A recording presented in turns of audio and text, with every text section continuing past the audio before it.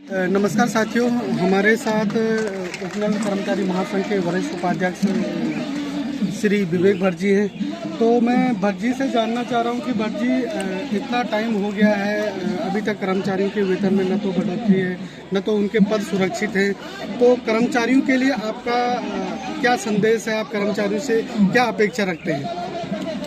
देखिए, मैं शिक्षा विभाग में कार्यरत हूँ। इस समय मेरी पोस्टिंग हल्द्वानी में है, राजकीय इंटर कॉलेज कटघरिया में। विगत 2011 में हम लोग को नियुक्तियाँ मिली थी प्रयोगशाला सहायक के पद में। तो तकरीबन 1800 लोग कर्मचारी हमारे उस समय जॉब में आए थे। उसके बाद से शुरू से ही संघर्ष ही रहा हुआ है। हर साल ही हम लोगों ने करीब आंदोलन किए, हर बार सड़कों में बैठे, यहाँ वहाँ ज्ञापन दिए या मुख्यमंत्री मंत्री वगैरह से हम लगातार मिलते रहे। लेकिन आज तक, अभी तक, आज तिथि तक भी किसी भी उपनल कर्मचारी का, मैं अपनी बात क्या करूँ, अगर कोई भी यहाँ पर उपनल कर्मचारी जो जमा है, ये इनमें से किसी की श्योरिटी नहीं है कि 60 साल तक नौकरी कर पाएंगे। किसी को भी ये पता नहीं है कि कब तक हम बैठे हैं, कब हमारी जगह कोई सरकारी आदमी आ जाएगा या कब मेरे अधिकारी का मूड खराब हुआ। कई जगह तो ऐसे भी मामले हैं कि अधिकारी के साथ नहीं बनी तो अधिकारी ने हटा दिया, चाहे वो अधिकारी के साथ बहुत अच्छा था, लेकिन नया अधिकारी आया तो उसके साथ उसकी ठीक ठाक नहीं बनी तो उसको हटा दिया।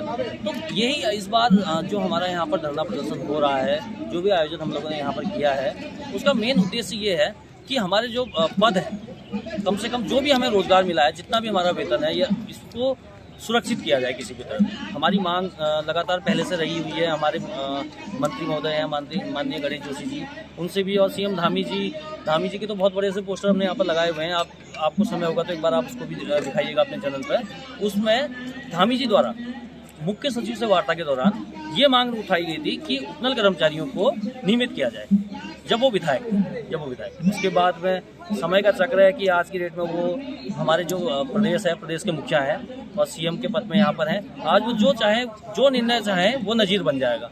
तो उनके अंदर अगर ये है, करना है कि उपनल कर्मचारियों को हमें नियमित करना है या इनको एक सुरक्षित भविष्य देना है या वेतनमान देना है, तो कोई भी निर्णय इसमें लेने के लिए सक्षम है आज की डेट में। तो इस स्थिति में वो कोई निर्णय लेने की बजाय पहली बार, शायद तकरीबन जितना मुझे याद आ रहा है, पहली बार ही ऐसा है कि 3 वर्ष से कोई भी सरकार द्वारा कोई भी उपनल कर्मचारी के पक्ष में एक भी कोई घोषणा तक नहीं की गई। धरातल पे तो काम बहुत दूर की बात है, कोई भी घोषणा यहाँ पर नहीं है इस समय। साथ ही धामी जी हमारे अपने कुमाऊं मंडल से हैं, तो इसी उम्मीद के साथ मैं अपने कुमाऊं मंडल के अधिक से अधिक कर्मचारियों को, क्योंकि मैं देख रहा हूँ यहाँ पर कि कुमाऊं मंडल से बहुत अधिक कर्मचारी है नहीं, काफ़ी कम है, तो मैं विशेष निवेदन करना चाहूँगा आप लोग के चैनल के माध्यम से।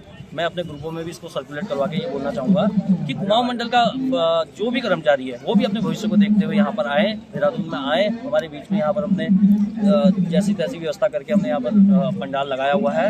और कर्मचारी को एक संदेश में देना चाहूँगा कि हम लोग यहाँ पर बैठने के लिए नहीं है। पहले भी एक 56 दिन का आंदोलन हुआ था, जो शायद करीब आप सभी लोगों को पता होगा, लेकिन इस बार ये आंदोलन यहाँ बैठने के लिए नहीं होगा।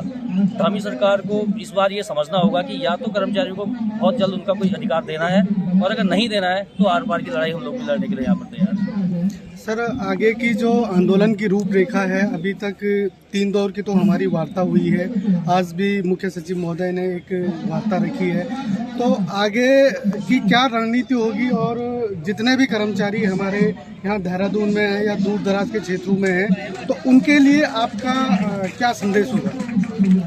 देखिए, बहुत प्रोटोकॉल के तहत जो आंदोलन होते थे ना, वो बहुत ज़्यादा कर दिया हमने। हर बार ये होता था कि हम तय रखते थे कि हाँ ठीक है, हम इतने दिन बैठेंगे, इतने दिन का समय देंगे, या आज की डेट में सचिवालय पूछ होगी, वापस घर आ जाएंगे, बैठ जाएंगे, धरना तोड़ देंगे। इस बार जो आंदोलन है, मैंने ही नहीं, हमारी जो पूरी कार्यकारिणी है, उन्होंने यह निर्णय लिया हुआ है कि इसमें किसी प्रोटोकॉल का पालन नहीं किया जाएगा। हम यहाँ पर बैठ गए हैं। आज की डेट में हमारा तय था कि हम गणेश जोशी से मिलेंगे, चाहे हमें यहाँ पर रोका जाए। पुलिस वालों द्वारा ये बोला गया था कि हम जाने नहीं देंगे, आपको अरेस्टिंग हो जाएगी। तो हमने उन्हें भी स्पष्ट बोल दिया कि आपने अरेस्ट करना है, वैसे भी हम जेल ही ले रहे हैं। ये उपनल की जो नौकरी है एक तरह से जेल ही है, तो एक यहाँ से उठा के सिद्धोवाला में डाल दोगे, हमें कोई फर्क नहीं पड़ रहा, खाना मिल जाएगा वहाँ और बढ़िया। यहाँ एक खाना बनाने में इतनी मेहनत करनी पड़ रही है, वो भी नहीं होगी। तो बहुत ज़्यादा हम तय नीति के तहत नहीं चलेंगे। आज का जो हमारा प्रोग्राम था वो केवल इसलिए स्थगित है कि मुख्य सचिव वाली एक बैठक का आपने पढ़ा होगा, इसमें एक बैठक उनके द्वारा आयोजित की गई है। उसमें लिखा है कि उपनल कर्मचारियों के संबंधित कुछ वार्ता वगैरह उसमें है। तो यहाँ पर अगर कोई पॉजिटिव रिस्पॉन्स आता है, अगर सरकार, धामी जी इस समय मुखिया हैं, पूरे प्रदेश के पिता समान है, तो आज की डेट में अगर वो चाहें हमारे पक्ष में कोई निर्णय लेते हैं तो हमें इसमें कोई आपत्ति नहीं है। हम उनका धन्यवाद करते हुए यहाँ से घरों निकल जाएंगे। और अगर कोई भी निर्णय हमारे पक्ष में नहीं आता है। तो ये कर्मचारी जो यहाँ पर बैठे हुए हैं, ये बैठने के लिए नहीं आए हुए, मैं पहले भी बता चुका हूँ। इनमें ये मार पीट करने के लिए भी तैयार है, ये रोड में मार खाने के लिए भी तैयार है। हमें ये डंडे दिखा रहे थे पुलिस वाले, हमें उससे भी कोई फर्क नहीं पड़ रहा है। हम लोग डंडे खाने को भी तैयार हैं। और कल के बाद जो भी यहाँ पर निर्णय लिया जाएगा वो बहुत आक्रोश वाला होगा, बहुत ज़्यादा उसमें नुकसान होगा। हम नहीं चाहते, हमारा ही प्रदेश है, हम भी नहीं चाहते कि यहाँ पर ऐसा कुछ हो। लेकिन अगर यहाँ पर आज कोई ऐसा नहीं लिया जाता है तो कल से कुछ भी हो सकता है। ये मैं कर्मचारी को कहना चाहूँगा, अधिक से अधिक संख्या बल के साथ में जल्द से जल्द देहरादून पहुँचे। एकता विहार में यहाँ पर हमारा धरना स्थल है, जल्द से जल्द सभी कर्मचारियों से निवेदन करना चाहूँगा कि यहाँ आ जाएं आप। बहुत बहुत धन्यवाद।